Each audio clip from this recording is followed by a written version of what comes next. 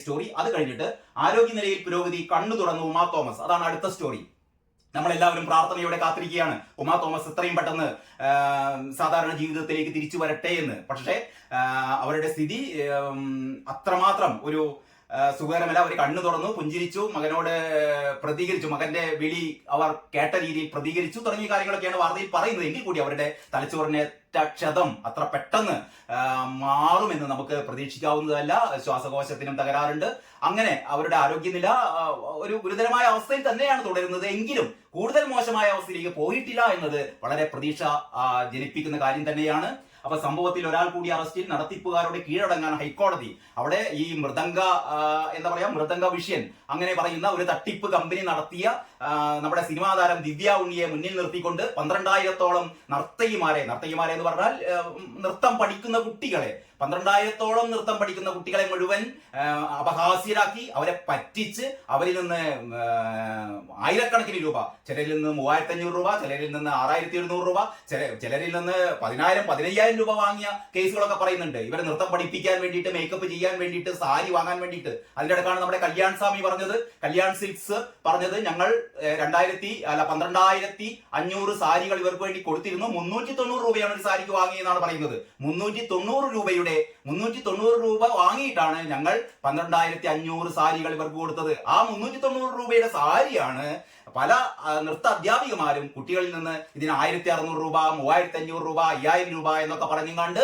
ഇവരിൽ നിന്ന് വാങ്ങിയത്. മാത്രമല്ല, ഈ പരിപാടിയിൽ പങ്കെടുക്കാൻ വേണ്ടിയിട്ട് ഓരോ കുട്ടിയിൽ നിന്നും 3,500 രൂപ പിരിപ്പിച്ചു. ഞാൻ കഴിഞ്ഞ ദിവസം ആ വീഡിയോയിൽ പറഞ്ഞിരുന്നു, 12,000 കുട്ടികളിൽ നിന്ന് 3,500 രൂപ വീതം പിരിച്ചെടുത്തു കഴിഞ്ഞാൽ ഏതാണ്ട് 4.5 കോടി രൂപയോളം ഇതിന്റെ സംഘാടകർ തട്ടി. ഇനി അത് മാത്രമല്ല, ചില സ്ഥലങ്ങളിൽ നിന്ന് ഈ സാരിയുടെ പേരിൽ വേറെ 1,600 രൂപ ഇവരുടെ നൃത്തം പഠിപ്പിക്കാൻ വേണ്ടിയിട്ട്, ഈ ഒരു മാസം ഈ 8 മിനിറ്റ് ദൈർഘ്യമുള്ള ഈ ഒരു കീർത്തനം പഠിപ്പിക്കാൻ വേണ്ടിയിട്ട് അതിന്റെ CD ആണ് അയച്ചു കൊടുത്തത്. അത് നൃത്ത അധ്യാപകർ പഠിപ്പിക്കാൻ വേണ്ടിയിട്ട് 10,000, 15,000, 20,000 രൂപ അതിന് പ്രത്യേകിച്ച് വാങ്ങി. മേക്കപ്പ് ചെയ്യാൻ വേണ്ടി വേറെ പൈസ വാങ്ങി. എന്നിട്ട് അവരവിടെ വണ്ടി പിടിച്ച് കൊച്ചിയിലെത്തി, അവിടെ താമസിച്ച് കുടിവെള്ളം പോലും കൊടുത്തില്ല എന്ന് പറയുന്ന പരാതികൾ വരുന്നു. ഇതൊക്കെ എന്തിനു വേണ്ടിയിട്ട് എന്ന് പറഞ്ഞാൽ, എല്ലാവരെയും പ്രലോഭിപ്പിച്ചത്, നിങ്ങൾക്കിതാ Bharatanatya world record, Guinness world record certificate നിങ്ങൾക്ക് തരുന്നത്. ഗിനസ് വേൾഡ് റെക്കോർഡ് സർട്ടിഫിക്കറ്റ് ഒക്കെ ഒരാൾ അതും കൊണ്ട് പോയി എന്ന് പറഞ്ഞാൽ നമ്മുടെ ദിവ്യ ഉണ്ണി, ഒരാൾക്ക് മാത്രമേ ഉള്ളൂ ദിവ്യ ഉണ്ണിക്ക് എന്തുകൊണ്ടാണ് കൊടുത്തതെന്ന് ദൈവത്തിന് അറിയാം. കാരണം എന്ന് പറഞ്ഞാൽ ദിവ്യ ഉണ്ണിയും ഈ 12,000 കുട്ടികളും തമ്മിൽ ഒരു ബന്ധവുമില്ല. ദിവ്യ ഉണ്ണി പഠിപ്പിക്കുന്ന കുട്ടികളൊന്നുമല്ല ഈ 12,000 കുട്ടികളെ. ഏതല്ലോ അധ്യാപികമാരുടെ ശിക്ഷികളായ കുട്ടികളെ വിളിച്ചുകൊണ്ടുവന്ന്. മാത്രമല്ല, കഴിഞ്ഞ ദിവസം നമ്മുടെ അഞ്ജു പാർവതി പ്രബീഷ് ഒരു ഫേസ്ബുക്ക് പോസ്റ്റ് ഇട്ടിരുന്നു. അത് പറഞ്ഞത്, ഈ പ്രിയദർശന്റെ സിനിമകളിലൊക്കെ നമ്മൾ കാണാറുണ്ടല്ലോ, പ്രിയദർശന്റെ സിനിമകളിലൊക്കെ നായകനും നായികയും രംഗത്ത് വരുമ്പോൾ അതിന്റെ പിന്നണിയിൽ 10, 30, 40, 50 നർത്തകിമാര് തെയ്യാറേ ഹോയ് ഹോയ് ഹോയ് എന്ന് പറഞ്ഞാണ്ട് ഇവരുടെ നൃത്തം കാണാം. ആരും ഇവരുടെ മുഖമോ ഇവരുടെ ഭാവങ്ങളോ ഒന്നും ശ്രദ്ധിക്കാറില്ല.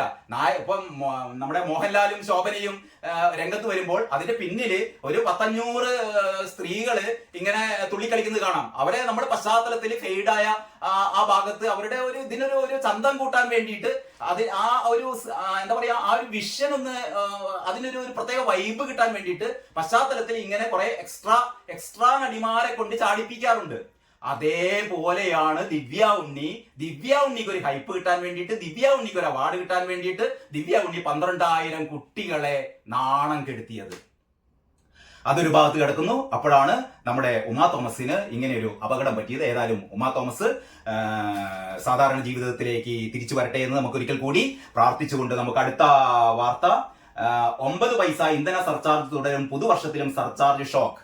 അപ്പോൾ ഇടതുപക്ഷ മുന്നണി, നമ്മുടെ പിണറായി സർക്കാർ ഏതാണ്ട് പുതുവർഷത്തിലും നമുക്കായിട്ട് ഇടതുപക്ഷത്തിന് വോട്ട് ചെയ്ത എല്ലാവർക്കും, വോട്ട് ചെയ്യാത്തവർക്കും എല്ലാവർക്കും ഒരു സമ്മാനം തരുന്നുണ്ട്. അതെന്താണെന്നറിയോ? പുതുവർഷത്തിലും സർചാർജ് ഷോക്ക്. അതായത് പുതുവർഷത്തിലും വൈദ്യുതി ബില്ലിൽ 9 പൈസ ഇന്ധന സർചാർജ് തുടരും.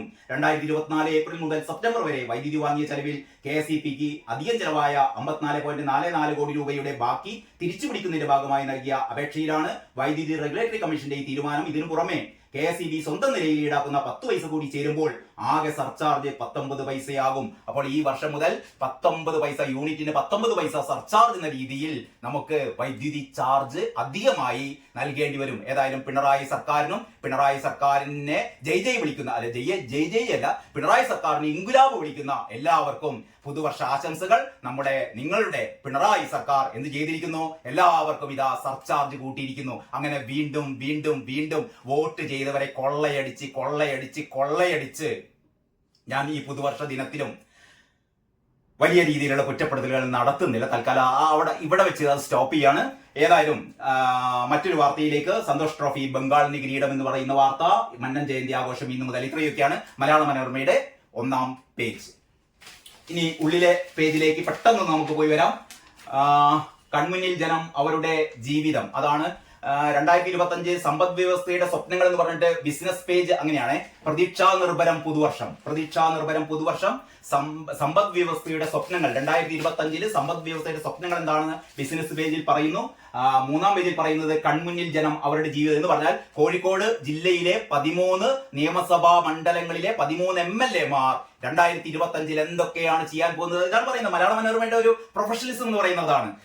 വളരെ ഡിഫറന്റ് ആയിട്ട് 2025 ഈ പുതുവർഷ ദിനത്തിൽ 1-ാം തീയതി പത്രം വായിക്കുന്ന ആൾക്കാർക്ക് മുമ്പിൽ കോഴിക്കോട് ജില്ലയിൽ, എനിക്ക് തോന്നുന്നു എല്ലാ ജില്ലകളിലും മലയാള മനോരമ എഡിഷൻ നടക്കുന്ന എല്ലാ ജില്ലകളിലും ഇതേപോലെ ആ ജില്ലകളിലെ MLA-മാർ എന്തൊക്കെയാണ് ഈ 2025 ചെയ്യാൻ പോകുന്നത്, അവരുടെ പ്രധാന പദ്ധതികൾ എന്തൊക്കെയാണ് എന്നുള്ളതിനെ കുറിച്ചുള്ള വിവരമാണ്. അതായത് കാനത്തിൽ ജമീല മുതൽ TP രാമകൃഷ്ണൻ വരെ, നമ്മുടെ മുഹമ്മദ് റിയാസ് ഒക്കെ ഉണ്ട്, PA മുഹമ്മദ് റിയാസ് ഉൾപ്പെടെ, ലിൻഡോ ജോസഫ് ഉൾപ്പെടെ, PT റഹീം ഉൾപ്പെടെ, AK ശശീന്ദ്രൻ ഉൾപ്പെടെ, MK മുനീർ ഉൾപ്പെടെ, KP കുഞ്ഞാമത് കുട്ടി, KM സച്ചിൻ ദേവ്, KK രമ ഉൾപ്പെടെയുള്ള MLA-മാർ എന്താണ് 2025 ചെയ്യാൻ പോകുന്നത് എന്നുള്ളതാണ് ഈ പേജിലെ പ്രധാനപ്പെട്ട കാര്യം. ഇനി നമുക്ക് ഇതിന്റെ വീണ്ടും ഉള്ളിലേക്ക് പോയി കഴിഞ്ഞാൽ 2025 ഇവിടെ വളരെ രസകരമായ ഒരു സംഭവമാണ്.